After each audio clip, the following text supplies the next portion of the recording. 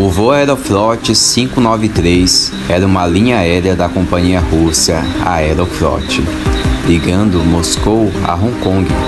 No dia 23 de março de 1994, um Airbus A310 que realizava essa rota caiu sob circunstâncias misteriosas, a 20 quilômetros a leste de Mandchensky. A queda da aeronave causaria a morte dos seus 75 ocupantes. As investigações levariam à descoberta de um dos mais bizarros acidentes aéreos da história. Meu nome é Jacó Rocha e você é muito bem-vindo ao nosso canal Saindo da Caixa. Desde já, pedimos a você que se inscreva no canal para você ficar por dentro das novas aventuras e histórias que contaremos aqui. O Airbus A310-300 foi fabricado em 1991, tendo realizado seu primeiro voo em setembro de 1991. A aeronave seria adquirida pela Companhia Nacional Francesa Air France, onde recebeu o prefixo FWWCS. Cerca de um ano depois, a Air France alugaria 5 A310 para a Aeroflot, entre elas o FWWCS, que seria rematriculado como FOGQS. A empresa russa iria empregar a aeronave batizada de Glinka nas ligações entre a Ásia e a Europa, através da sua subsidiária, a Aeroflot Russian Airlines. Após ter decolado de Moscou com destino a Hong Kong, realizando o voo Aeroflot S1593 com 10 horas de duração, o Airbus A310-300 sobrevoava o sul da Sibéria, quando subitamente mergulharia rumo ao solo na madrugada do dia 23 de março, onde atingiria um morro de 600 metros.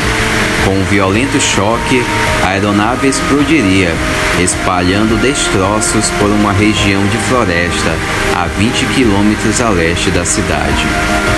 Após a falta de comunicação do voo 593, o ATC, Controle de Tráfego Aéreo, de Novosibirsk, mobilizaria as primeiras equipes de resgate 2 horas depois do desaparecimento daquele voo. As autoridades russas mobilizariam uma operação de busca e salvamento composta de 238 homens, 4 aviões e 3 helicópteros. Porém, o mau tempo, nevasca e o local da queda de difícil acesso atrasariam o resgate dos corpos e destroços. As caixas pretas seriam encontradas e seriam fundamentais para a revelação da causa do acidente. As autoridades russas suspeitaram inicialmente de atentado terrorista e despressurização da cabine, pois nenhuma comunicação de anormalidade fora feita pela tripulação do voo 593 até a sua abrupta queda. Segundo dados de manutenção do Airbus A310, estava com uma manutenção em dia e era pilotado por 2 tripulações experientes. A análise dos dados das caixas pretas revelou a causa do acidente. Durante aquela viagem, o comandante Yaroslav levou seus filhos Yana e Aldar a bordo, em um trecho do voo no qual o Airbus voava sob o comando do piloto automático. O comandante conduziu seus filhos até a cabine e os convidou a sentar em sua poltrona. Depois disso, ele os incentivou a movimentar o manche da aeronave. Yana simulou uma curva com a aeronave, previamente programada pelo comando através do piloto automático. E depois disso, Eldar, de 15 anos, realizou a mesma manobra. No entanto, Eldar exerceu uma força suficiente no manche para desconectar parcialmente o piloto automático. Sem perceber isso, a tripulação continuou o voo sob o comando parcial do piloto automático. Assim, a aeronave se inclinou a 45 graus, de forma que sua asa direita afundou. Com a queda repentina a uma grande velocidade, a força G fez com que os ocupantes da cabine ficassem presos aos seus assentos. Alarmes da cabine indicaram o desligamento do piloto automático e o risco iminente de perda de sustentação. No último instante, um dispositivo automático da aeronave conseguiu corrigir a posição de altitude da aeronave, o que permitiria a uma tripulação experiente corrigir a altitude e a rota da mesma. O copiloto, num esforço desesperado, conseguiu tirar a aeronave da queda, mas ao realizar a manobra para fazê-la subir, fez com que a mesma perdesse sustentação e iniciasse um violento mergulho em parafuso. O comandante conseguiu retomar seu lugar e iniciou os procedimentos juntamente com o copiloto para recuperar o controle da aeronave, mas ela estava voando abaixo do limite de segurança para aquela região e com isso colidiu com um morro de 600 metros. Os investigadores descobriram que o filho do comandante exerceu uma força no manche suficiente para desligar parcialmente o piloto automático.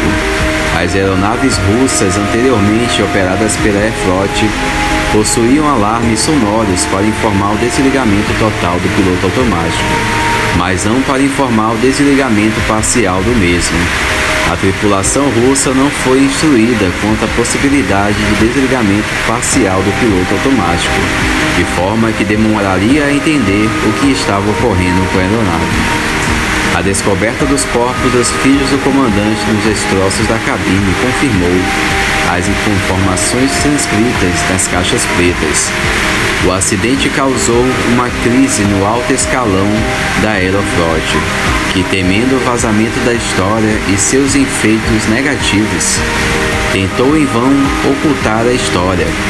Quase um mês após o acidente, a imprensa russa obteve a informação de que o filho do comandante estava pilotando a aeronave. Após o acidente com o voo 593, a indústria da aviação comercial investiu em melhorias no treinamento de tripulação e a indústria aeronáutica introduziu alarmes para o caso de desligamento parcial do piloto automático. A Aeroflot mudou o número do voo para Hong Kong em 2012, quando passou a ser chamada SU-212. Veja agora o impressionante auge das caixas pretas que foram encontradas dos destroços daquele fatídico dia.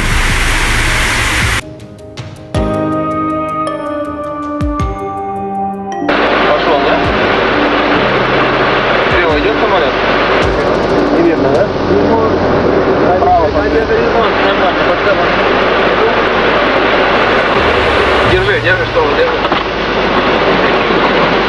Обратную сторону, обратную, влево. Обратную.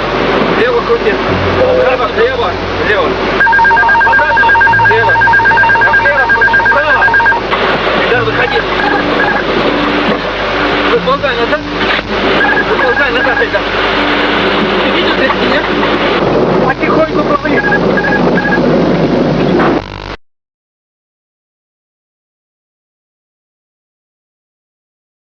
E esperamos ter você aqui no próximo vídeo. Então, meus amigos, já se inscreva no canal, porque sua companhia é muito bem-vinda aqui.